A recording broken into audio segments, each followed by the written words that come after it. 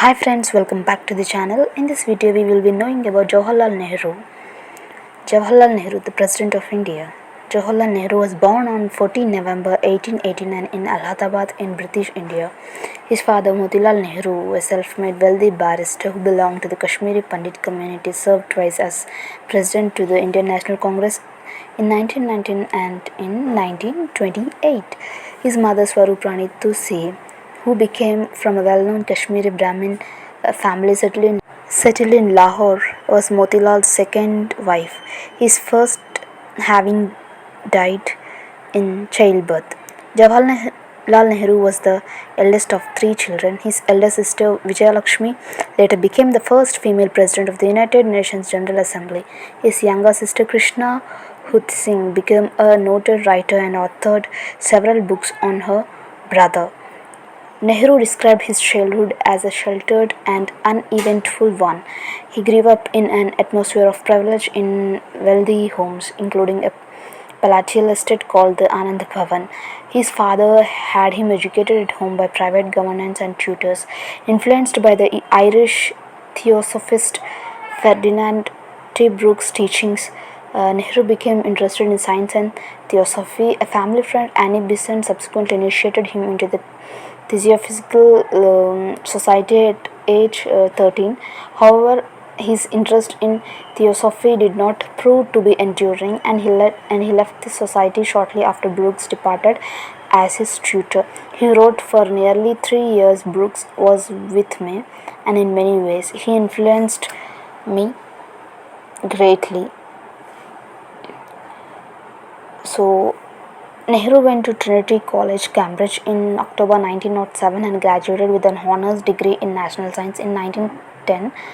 During this period, he studied politics, economics, history, and literature with interest. The writings of Bernard Shaw, H.G. Wells, John Maynard Keynes, Bertrand Russell, Lewis Dickinson, and Meredith Townsend molded much of his political and economic thinking. After completing his degree in 1910, Nehru moved to London and studied law at the Inner Temple Inn. During this time, he continued to study Fabian Society scholars, including Beatrice Webb. He also called to the bar in 1912. After returning to India in August 1912, Nehru enrolled as an advocate at the Allahabad High Court and tried to settle down as a barrister. But unlike his father, he had very little interest in his profession and relished neither the practice of law nor the company of lawyers. Decidedly, the atmosphere was not eventually stimulating, and a sense of the utter insipidity of life grew upon him. His involvement in nationalist politics was to gradually replace his legal practice.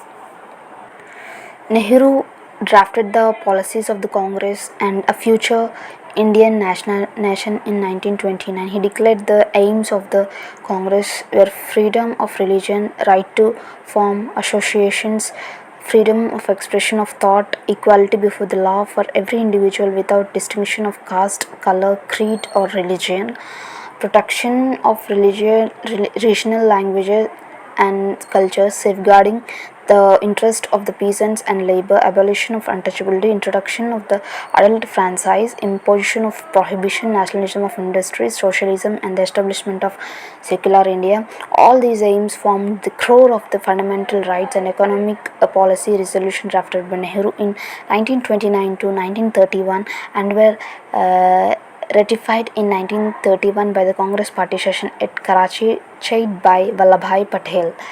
Declaration of Independence. So Nehru was one of the first leaders to demand that the Congress Party should resolve to make a complete and explicit break from all ties with the British Empire. The Madras session of Congress in 1927 approved his resolution for independence despite Gandhi's criticism. Gandhi wrote to Nehru, "You are going too fast. Most of the resolutions you framed and got carried could have been delayed for 1 year. But I do not mind these acts of yours so much as I mind your encouraging mischief makers and hooligans. I do not know whether you still believe in unadulterated non-violence. In 1956, Nehru criticized the joint invasion of the Suez Canal by the British, French, and Israelis. His role both as Indian Prime Minister and the leader of the non-aligned movement was significant. He tried to be an even-handed between the two sides while vigorously denouncing Anthony Eden and co-sponsors of the invasion.